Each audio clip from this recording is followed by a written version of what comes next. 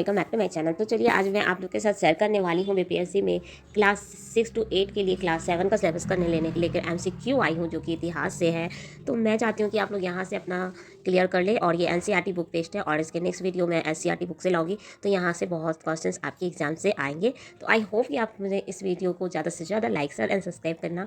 तो चलिए स्टार्ट करती हूँ आज का वीडियो। अगर हाँ, एक बात तो मैं भूलना ही भूल गई, अगर आप मेरे चैनल पर फर्स्ट टाइम विजिट कर रहे हो तो प्लीज़ मेरे चैनल को ज़्यादा से ज़्यादा सब्सक्राइब करके जरूर रख लेना और ज़्यादा से ज़्यादा शेयर करना, ठीक है। तो चलिए स्टार्ट करती हूँ आज का सेशन। मध्यकाल में विदेशी शब्द किनके लिए प्रयुक्त होता है, ठीक है। मध्यकाल में विदेशी शब्द किसके लिए प्रयुक्त होता है? गांव में आने वाले कोई व्यक्ति जो अनजान हो, एक ही गांव में अलग अलग धर्म के लोग एक दूसरे के लिए शब्द प्रयुक्त करते हैं।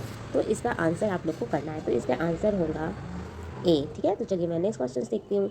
मध्यकाल में समाज के अंदर एक नए वर्ग का विकास हुआ, राजपूत। निम्नलिखित में से कौन से समूह इसमें शामिल थे?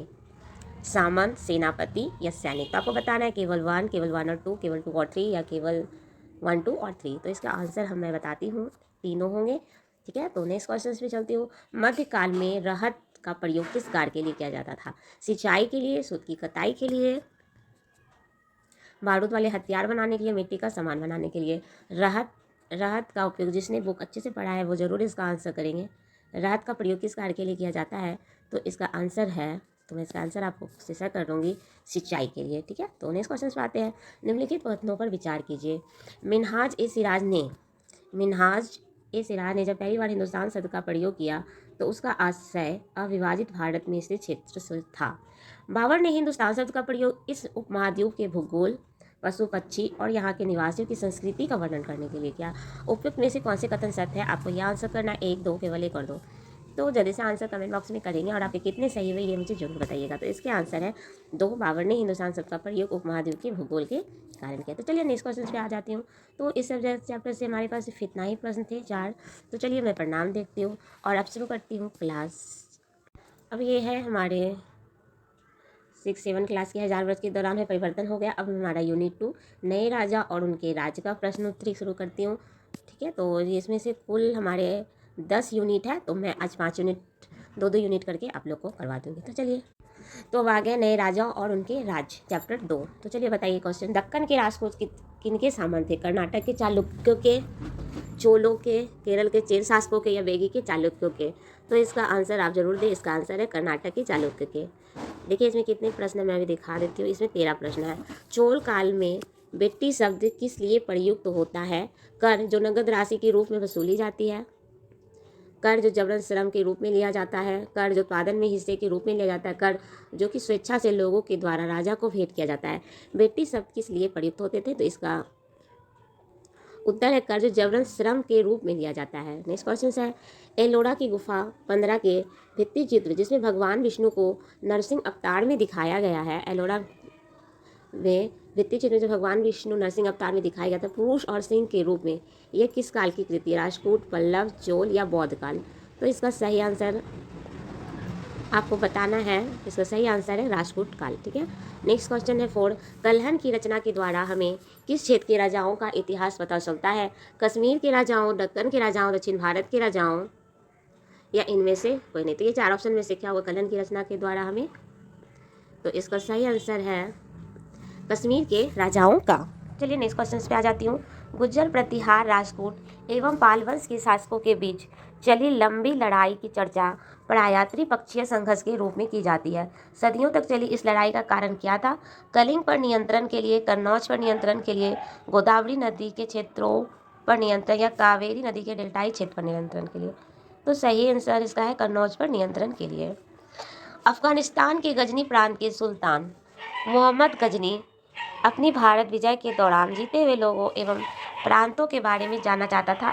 इस काम के लिए वह किस विद्वान को अपने साथ लाया? तो मोहम्मद गजनवी के साथ इब्न बतूता आए, अल-बरूनी, अमीर खुसरो या जलालुद्दीन बर्नी? तो आप इसका आंसर दे सकते हो अल-बरूनी।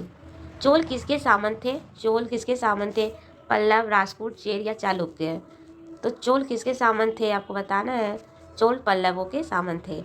तंजावुर की बृहदीश्वर मंदिर का निर्माण किस चोल शासक के द्वारा किया गया? विजयालय, राजेंद्र प्रथम, राजेंद्र राज या प्रताप प्रथम? तो इसका राजा राज।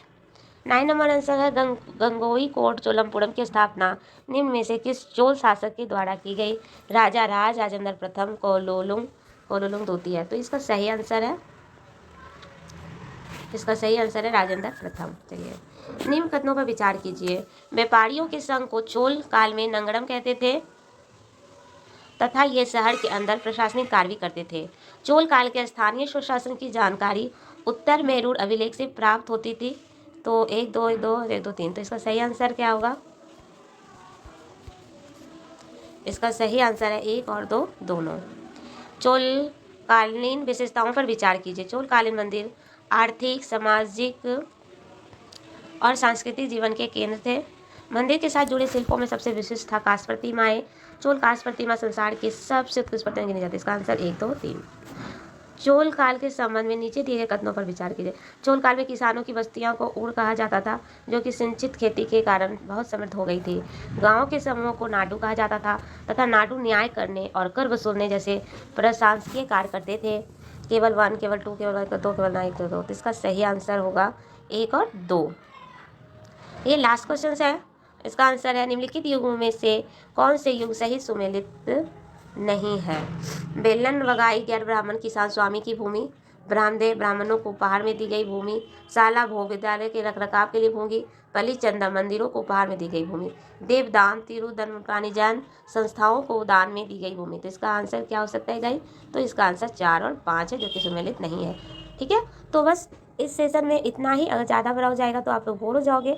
तो नेक्स्ट मैं करवाऊँगी आप लोगों को दिल्ली सल्तनत, मुगल साम्राज्य करवाने की कोशिश करूँगी। उसके बाद 2 यूनिट, आज जैसे 2 यूनिट मेरा हो गया, कल 2 यूनिट, उसकी कल क्या मैं आज ही शाम तक में 2 यूनिट अपलोड कर दूँगी। उसके बाद 7 और 8 है, 9 और 10, बस 2 रात में आपके सारी 7 क्लास के MCQ आपके ख़त्म हो जाएंगे। तो मिलती हूँ नेक्स्ट वीडियो में, तब तक अपना ख्याल रखिए। अगर मेरे सेशन अच्छे लगे हों, अगर और भी चाहिए ऐसे वीडियो हर सब्जेक्ट के, तो मुझे कमेंट बॉक्स में कमेंट करें। और हाँ, मेरे आप टेलीग्राम से जुड़ सकते हैं, क्योंकि मैं बिहार BPSC जितने भी बिहार के एग्ज़ाम है, खास करके शिक्षक के, और मैंने अपना कैसे कैसे टीचर्स वगैरह सभी एग्ज़ाम को क्लियर की हूँ, मुझे कहाँ योगदान मिला है, कौन से स्कूल में मैं पढ़ाती हूँ, ये सब मेरे बारे में आपको जानना है तो प्लीज़ कमेंट करना। तो मिलती हूँ नेक्स्ट वीडियो में, तब तक अपना ख्याल रखिए। Tata bye bye, love you all.